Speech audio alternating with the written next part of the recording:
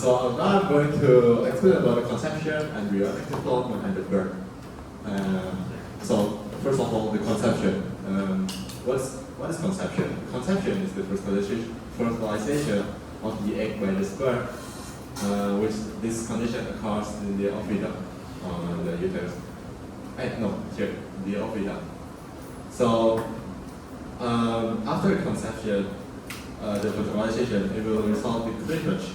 What is cleavage? The cleavage is the condition where the zygote begins to be differentiate and defined by mitosis, the mitosis phase. And cleavage talks about from the first day to the fifth day, so 5 days of the cleavage condition, the cleavage division.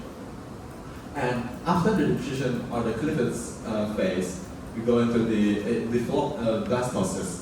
And the blastosis is the wall with the cells with the central cavity. Cavity is like a gap or a space, a hole in the middle of the cell. So the blastosis, after the form into blastosis, it will implants into the endometrium or the uterus about total 7 days of the conception. So from the fertilization into 5 days, and after it developed into blastosis, it takes a moment to implant the blastosis into the endometrium. So at day 7, the fertilized egg developed into blastocyst and implanted into the uterus. So the whole process, the blastocyst implant is implanted into endometrium at the day 7 after conception, after fertilization. Okay? Remember the time. Go ahead. It took 7 days.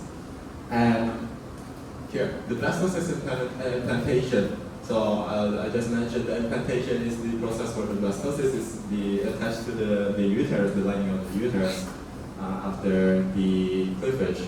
And the endometrium itself will prepare for the implantation of the blastocyst. It will thicken the lining of the uterus, so the uterus can stick on the the blastocyst will stick on the uterus, can stick on the uterus. Preparing for the pregnancy, of course. And the more detailed explanation after the blastocyst will explain by my classmates later.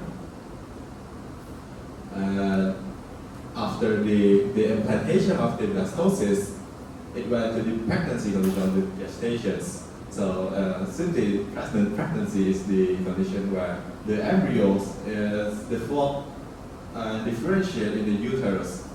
So it differentiate and it will develop into a baby.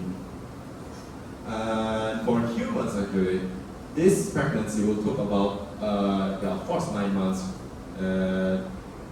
The pregnancy phase will talk about will divide it into 3 trimesters, which will be explained by my classmates later. So we're going to the discussion. So the question is, human and mammals have different duration of gestations. So it was mainly caused by the body size factor. Is it true or false? Do you guys want to answer? How about you? You try to guess? Is it was caused based on the body size factor, or there's other things affect these gestations?